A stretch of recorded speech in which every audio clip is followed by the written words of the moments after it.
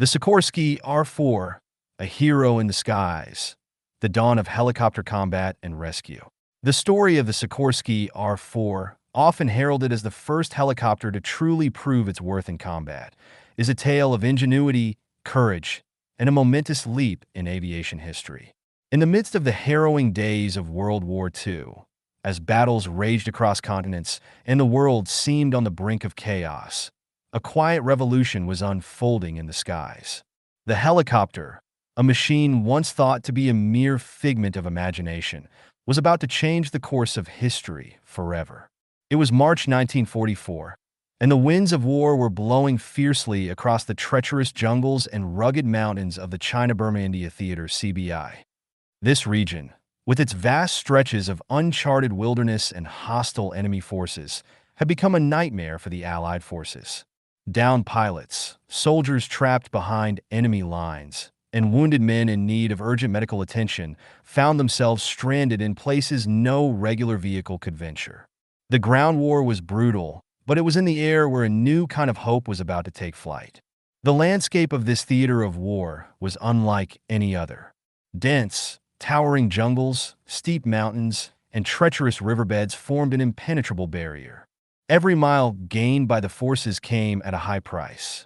And then, within this bleakness, came a glimmer of promise, a whirling figure in the sky that offered not just the possibility of rescue, but the salvation of men whose chances of survival seemed slim. Enter the Sikorsky R-4, a machine that looked more like something out of a science fiction novel than a battlefield tool. With its spindly, whirling blades and fragile frame, it was not built for the heavy engagements seen on the front lines. Yet, in a twist of fate, this humble helicopter would soon make its mark in a way that no one had ever anticipated. It was a mere shadow of what helicopters would become in the decades to come.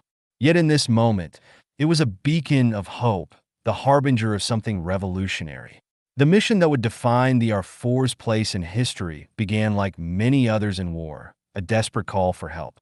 A U.S. Army Air Forces pilot had been shot down over the thick jungles of Burma, an area where enemy forces held sway and Allied rescue teams had little hope of reaching him.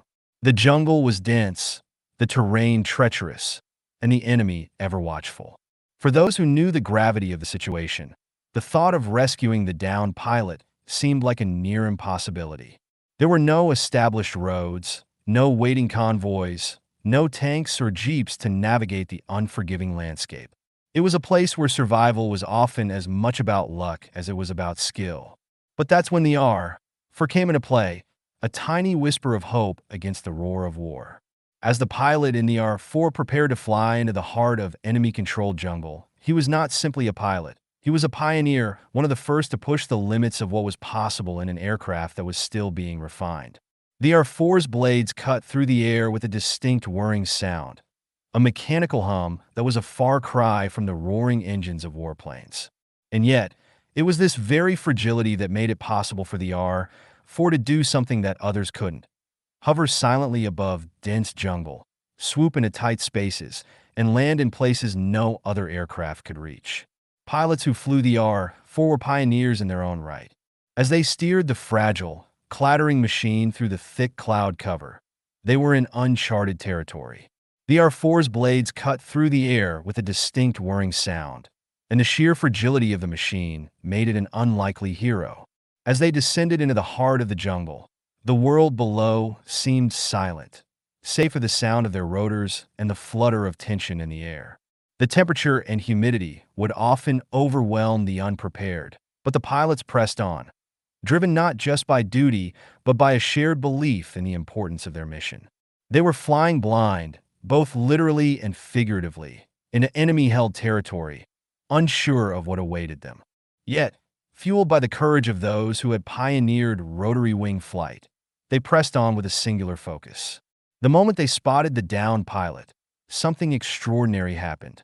In a jungle where no vehicle could travel and where survival seemed impossible, the Sikorsky R-4 hovered above the wreckage, its blades spinning like the wings of a guardian angel.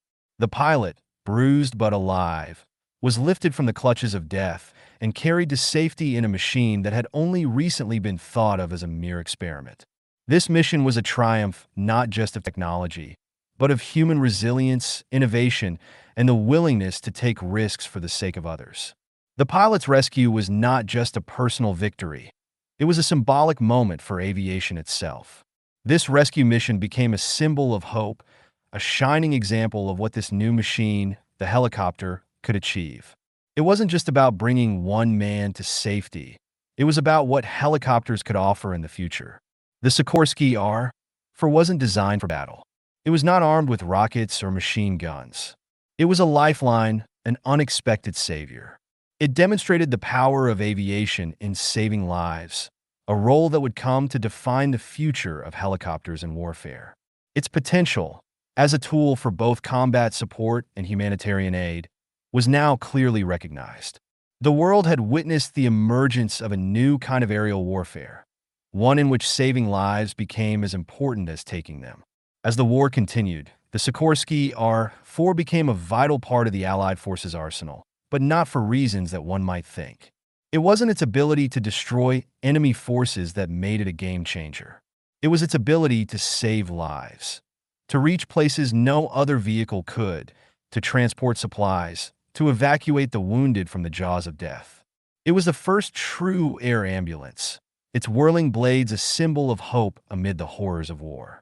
The very sight of the R-4 hovering in the distance would offer a rare moment of comfort to soldiers who feared they might never see another sunrise. But the R-4's legacy would not end with World War II.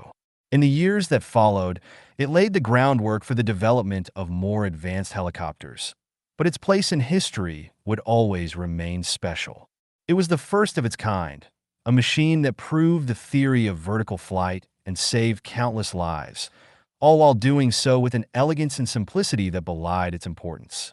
It was a stepping stone, a bridge to the next generation of helicopters that would carry the mantle of life-saving in even more complex and dangerous environments. As we look back on this extraordinary chapter in aviation history, we remember the R-4 not just as a technological marvel, but as a symbol of human perseverance, innovation, and sacrifice. It was the dawn of a new era in aviation, one that would see helicopters become an essential part of military operations, emergency rescues, and humanitarian efforts around the world. The Sikorsky R-4's role in those early combat missions is a reminder that sometimes the smallest, most unassuming machines can have the greatest impact, becoming, in their own way, a hero in the skies. The R-4's legacy is more than just the evolution of flight. It is a testament to the resilience of the human spirit and a glimpse into the future of rotary wing aviation. Polyspeaks for You incorporates voice control features that allow users to perform essential actions like opening, saving, and creating new documents, as well as interacting with font and document editing dialogues. This is particularly helpful for individuals with disabilities, enabling hands-free operation and more accessible content management.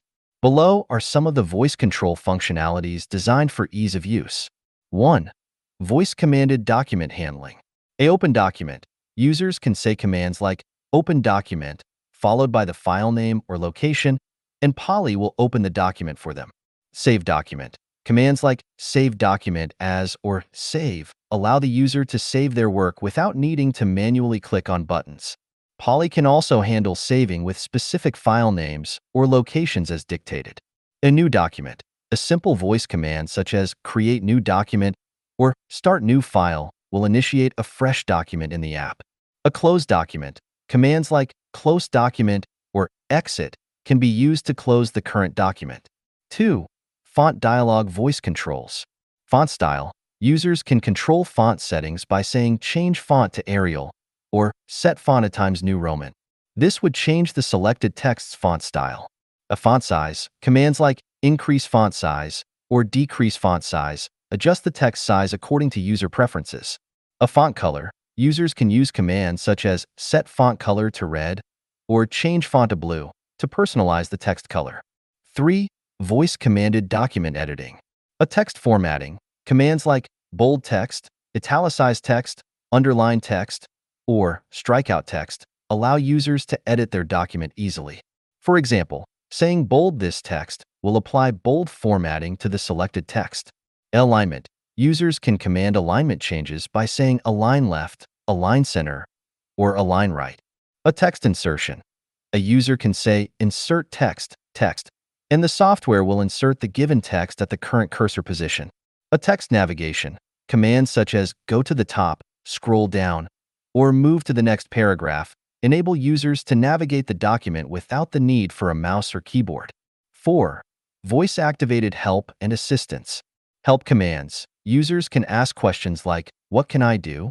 or "Help me with saving" to receive guidance on specific tasks. Poly can offer step-by-step instructions based on voice queries. A undo/redo. Voice commands such as undo or redo let users correct mistakes or revert to previous actions in their document. 5. Advanced features for accessibility. Speech recognition training. For improved accuracy, Poly can guide users through the Windows speech recognition training process, adapting to their voice patterns and improving dictation accuracy.